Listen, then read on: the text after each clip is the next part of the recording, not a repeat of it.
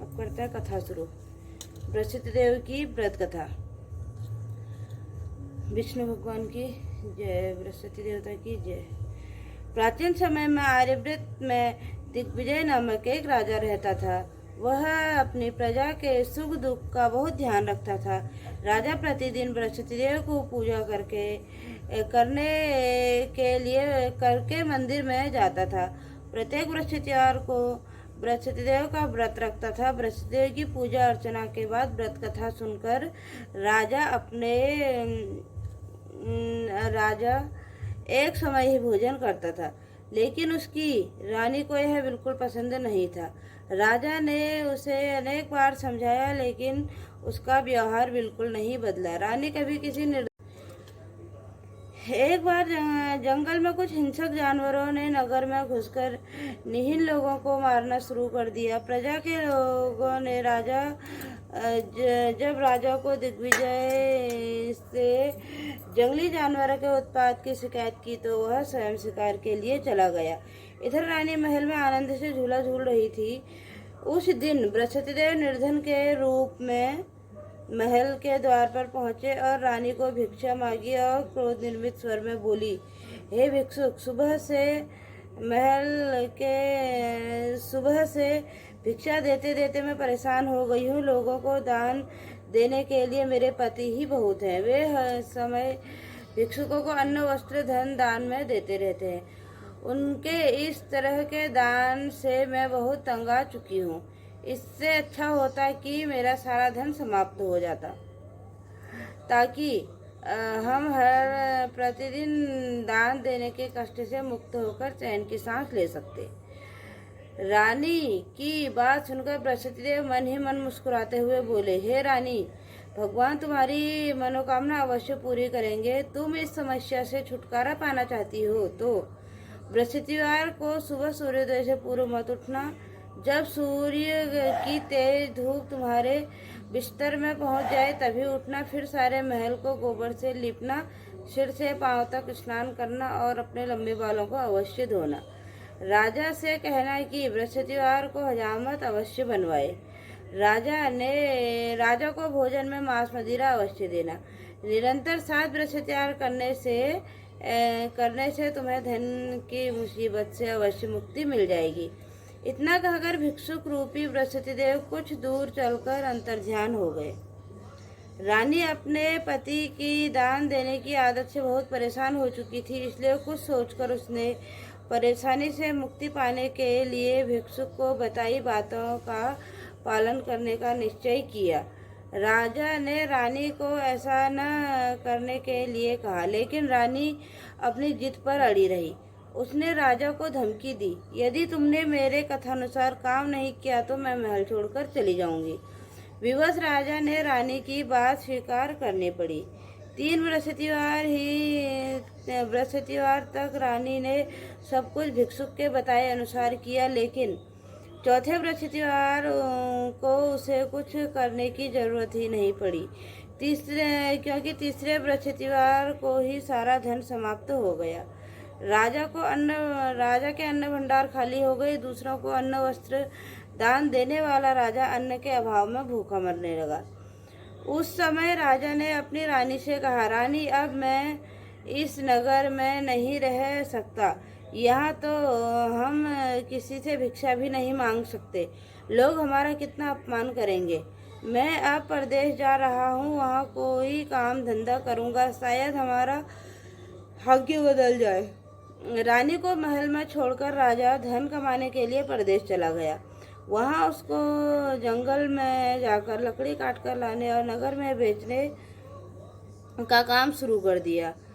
इधर रानी को कई दिन तक खाने के लिए कुछ भी नहीं मिलता था।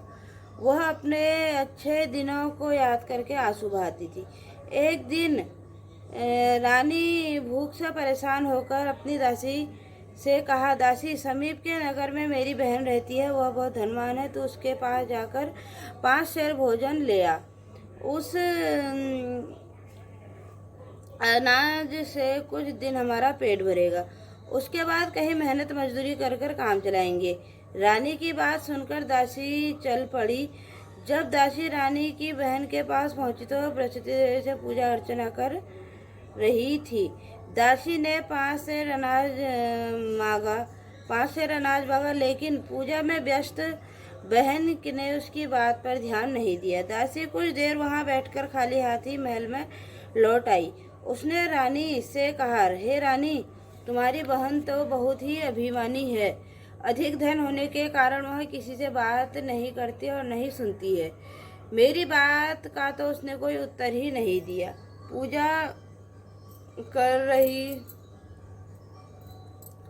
पूजा पाठ करती रही। आखिर मुझे खाली हाथ लौटना पड़ा। रानी ने उदास मन से कहा, दासी, जब बुरे दिन आते हैं तो कोई सहायता नहीं करता, अपने भी मुंह मोड़ लेते हैं। यह सब हमारे भाग्य का दोष है। इधर पूजा पाठ के बाद रानी की बहन ने जब दासी की ओर देखा तो वह वहां से जा चुकी थी। बहन ने सोचा, अवश्य ही मेरी बहन पर कोई विपत्ति आ पड़ी है। तभी उसने दासी को 5 सेर अनाज लेने के लिए भेजा है। यह सोचकर वह घोड़ा गाड़ी में सवार होकर रानी से मिलने के लिए चली गई। रानी ने महल में पहुंचकर उससे कहा, बहन, मुझे क्षमा करना। जब तुम्हारी दासी आई थी, मैं उस समय बृहस्पति देव की पूजा कर रही थी। पूरी व्रत कथा सुने बिना उठ नहीं सकती थी। विष्णु भगवान की पूजा समाप्त करके जब मैं उठी तो दासी वहां से लौट आई थी। रानी ने बहन की सारी दुख भरी कहानी सुनी और कहा, मैंने दासी को 5 सेर अनाज लाने के लिए भेजा है। बहन ने रानी की कहानी सुनकर कहा, बहन, मैं बृहस्पतिवार का व्रत करके बृहस्पति देव की पूजा करती हूँ। वे सबका कल्याण करते हैं और तुम भी बृहस्पति देव का स्मरण करके अपने महल में किसी कक्ष में जाकर देखो, शायद कहीं अनाज रखा हुआ मिल जाए। बहन की बात सुनकर रानी ने मन में सोचा, उसकी बहन धनवान बहन अवश्य ही उसका उपहार कर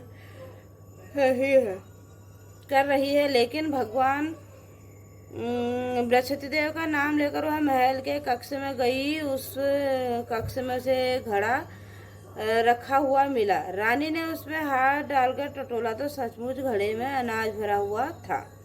रानी बहुत हैरान हुई। उसने अपनी बहन से कहा, बहन, मुझे भी बृहस्पति देव की व्रत कथा बताओ। अब मैं भी उनका व्रत किया करूंगी। तब बहन ने उसे बताया, रानी बहन, बृहस्पतिवार को सूर्योदय से पूर्व उठकर स्नान आदि करके बृहस्पतिवार का व्रत करना चाहिए, लेकिन उस समय सिर नहीं धोना चाहिए। चने की दाल, मुनक्का या किशमिश लेकर केले के वृक्ष के पास जाकर उनकी जड़ में बृहस्पति देव विष्णु भगवान की पूजा करनी चाहिए। घी का दीपक जलाकर रखना चाहिए। उस दिन एक समय ही भोजन करना चाहिए। भोजन में चने का आटा या पीले खाद्य पदार्थ होने चाहिए। बृहस्पतिवार का व्रत करने से घर में धन संपत्ति की वर्षा होती है। अनाज के भंडार भर जाते हैं। इस व्रत को विधिवत करने से निसंतान को पुत्र प्राप्ति होती है। बहन के वचन सुनकर रानी ने तुरंत ही बृहस्पति देव के व्रत करने का निश्चय कर लिया। 7वें दिन बृहस्पतिवार आया तो रानी ने बृहस्पतिवार का व्रत किया। कहीं से मांगकर उसने चने और गुड़ का प्रबंध किया। चने की दाल से केले की जड़ में विष्णु भगवान की पूजा की और घी का दीपक जलाकर बृहस्पति देव की पूजा की। रानी भगवान विष्णु के भोग के लिए पीले अन्न का कहीं से प्रबंध नहीं कर सकी, अतः वह मन ही मन परेशान होने लगी। उधर बृहस्पति देव रानी के विधिवत व्रत करने के निर्णय से बहुत प्रसन्न हुए, अतः वह अपना रूप परिवर्तन करके 2 थालियों में पीला भोजन लेकर रानी के घर पहुंचकर बोले, हे दासी, मैं तुम्हारी रानी के लिए पीला भोजन लेकर आया हूँ। भोजन देकर वह चले गए। दासी ने रानी से बृहस्पति देव को भोग लगाकर उसे भोजन करने के लिए कहा, तो रानी को कुछ पता नहीं था। वह दासी से बोली, दासी, क्यों निर्धनता में मेरा उपहास कर रही है? तब दासी ने कहा, अभी अभी कोई आदमी मुझे 2 थाली में पीला भोजन देकर गया है। वेशभूषा से तो मुझे कोई पुजारी ही जान पड़ता था। रानी ने बृहस्पतिदेव का भोग लगाया, फिर दासी के साथ बैठकर भोजन किया। रानी प्रत्येक बृहस्पतिवार को विधिवत व्रत करके बृहस्पतिदेव की पूजा करने लगी। रानी के व्रत करने से बृहस्पतिदेव बहुत प्रसन्न हुए। रानी के महल में धन की वर्षा होने लगी। कुछ ही दिनों में रानी के पास काफी धन एकत्र हो गया। उसने के अन्न भंडार भर गए। इसका सब कुछ होने से रानी फिर पहले की तरह आलसी और अभिमानी हो गई। एक दिन रानी ने किसी भिक्षुक को आलस्य के कारण खाली हाथ ही लौटा दिया था। तब दासी ने कहा, रानी जी, आप फिर पहले की तरह धन संपत्ति पाकर आलसी हो गई हैं। निर्धन को अपने द्वार से खाली हाथ नहीं लौटाना चाहिए, अच्छा नहीं होता।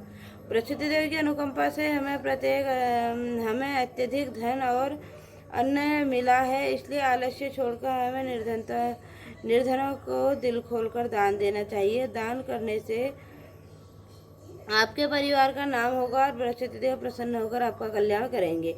दासी की बात सुनकर रानी ने निर्धनों को दान देना शुरू कर दिया। कई निर्धन ब्राह्मणों को धन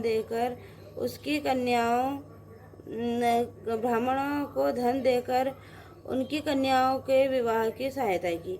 रानी की सब जगह प्रशंसा होने लगी। धन संपत्ति पाकर रानी राजा को याद करने लगी। रानी ने एक दिन दासी से कहा, दासी, पता नहीं मेरे स्वामी प्रदेश में किस हाल में होंगे, मुझे अब उनका पता लगाना चाहिए। रानी ने पूजा के समय बृहस्पति देव से प्रार्थना की कि मेरे पति को जल्दी घर लौटने का स्मरण कराएं। उसी रात बृहस्पतिदेव ने प्रदेश में रह रहे राजा दिग्विजय को स्वप्न में कहा, हे राजन, तुम अब घर को लौट जाओ, तुम्हारी रानी तुम्हें याद कर रही है।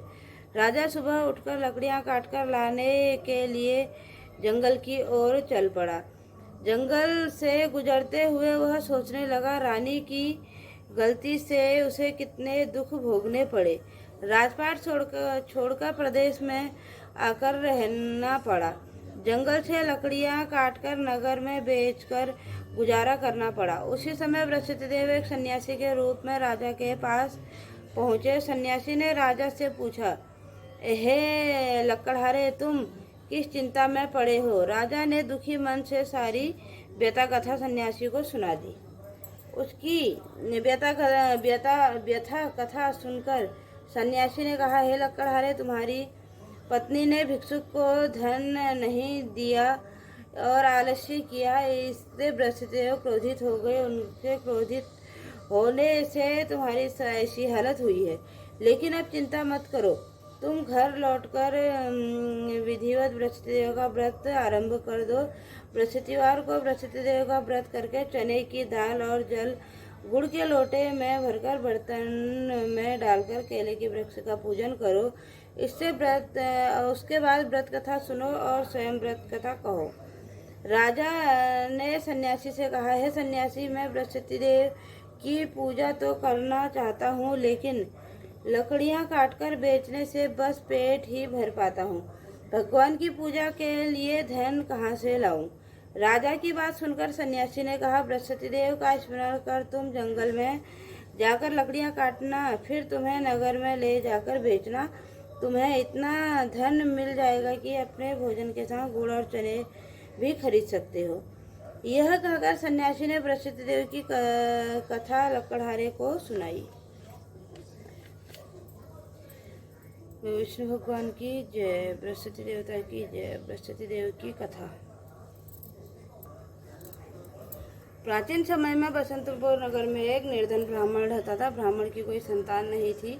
उसकी पत्नी बहुत भोली स्त्री थी। वह सुबह काफी धूप निकलने के बाद उठती थी। प्रतिदिन स्नान भी नहीं करती थी। भगवान की पूजा करने की तो कभी सोचती भी नहीं थी। सुबह उठते हुए पहले भोजन करती और घर की सफाई करना उसे कतई पसंद नहीं था।